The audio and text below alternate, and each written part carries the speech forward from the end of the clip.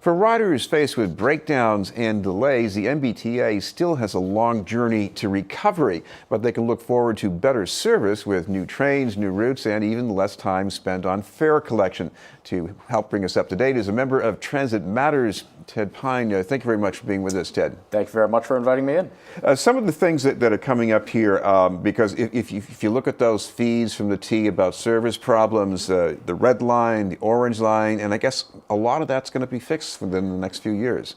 Yeah, there are two big classes of service problems on the red and orange line right now that we're hopeful that will be addressed. The first is that the trains themselves are very old. The red line model has logged enough mileage to go to the moon and back 5 times.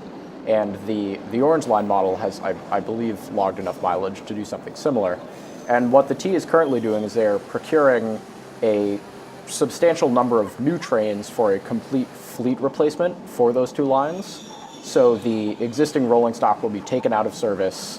There will be a gradual introduction starting in 2018 and ending around 2020 for the orange line and 2022 for the red line of this new fleet that will hopefully raise the sort of mean distance between failures. There's a technical measure of this, but it's essentially the average number of miles a train goes before breaking down. The MBTA has some of the lowest mean distance between failures of any organization in the United States, and the hope is that these new trains will bring that up by even conservatively a factor of 2, which means that you would have significantly reduced delays.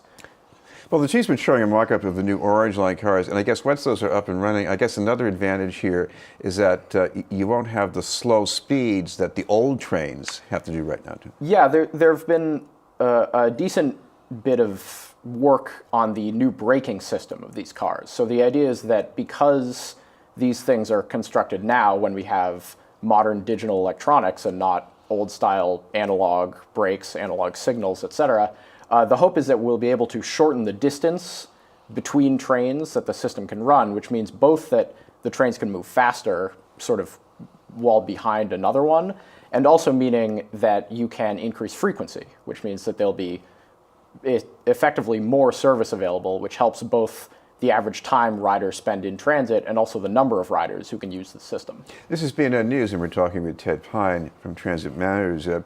Ted, another thing coming up here, it doesn't sound too big right away, but I guess it can really add up, and that's about fare collection. And if you get on a crowded trolley, you go to the front, you show your card, then you go to some other door and you try to fit in. That takes time. Absolutely, yeah. And one of the things the MBTA has really been focusing on with this new fare system that they are procuring, which will replace the existing Charlie card system, is the idea of all-door boarding and proof of purchase, which is the current system for green line trains on the surface and also for buses, is that you will pay your fare only at the front door. And in fact, frequently trains will not even open the doors behind that. With the new system, you will tap your card at the door, but any of the doors will be valid for this process, which means that especially for green line trains on heavily trafficked routes, the MBTA's key bus routes, et cetera, time spent with the train stopped with people boarding can be 10% of the trip. And so that's a major improvement for riders, even though it doesn't actually have to deal with any of the physical infrastructure of the track. It's just how quickly you can get everyone on and get the system moving. Well, one thing the T by itself cannot control is traffic, and it is getting more congested in Boston and many other cities maybe. But there are some things that will maybe deal with that to some extent. Yeah, we're starting to see more motion on the idea of transit signal priority and dedicated bus lanes, where a transit signal priority is a system where a bus will approach an intersection where normally the intersection would be turning red at that time. Instead, you can have the intersection hold a green and effectively allow the bus to travel further without hitting these red lights. And this can provide, this is also something that the city of Brookline and Boston are piloting on the Green Line. And this is something that can provide 5 or 10 second savings per intersection per bus, which can seem relatively small, but especially for trips that involve frequent intersections along Huntington Ave, along Commonwealth Ave, that can be a big speed up. Now, we've heard a lot about some of the new service here, and that includes, the Green Line extension into Somerville. There's also an interesting Silver Line feature that's going to be out here, I guess a third branch? Yeah, so the current sort of Silver Line waterfront system involves one route going, both routes out of South Station. One of them going to Dry Dock Ave and sort of the far seaport, the other extending to Logan Airport, but looping at the Logan terminals. The new system that they're doing will continue, rather than going to the Logan terminals, it will go to the Logan Blue Line station. And after that, it will continue through into Chelsea.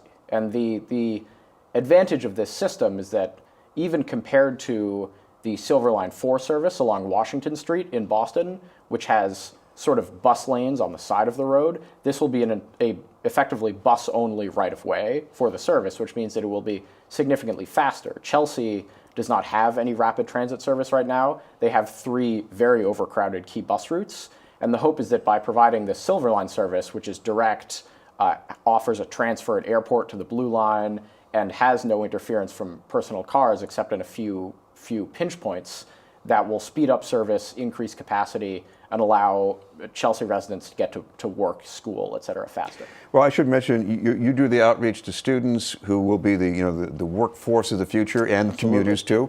If they want to find out about Transit Matters, what's the best way for them to look you up? Yeah, so we have a website, transitmatters.info. I can also be found at Ted4P on Twitter. Transit Matters has an account on Twitter where we recently went out and filmed the new bus lane being created in Everett, so you can go there and look at our work, sort of documenting that. And otherwise, go to our website. We are on social media, and that's it.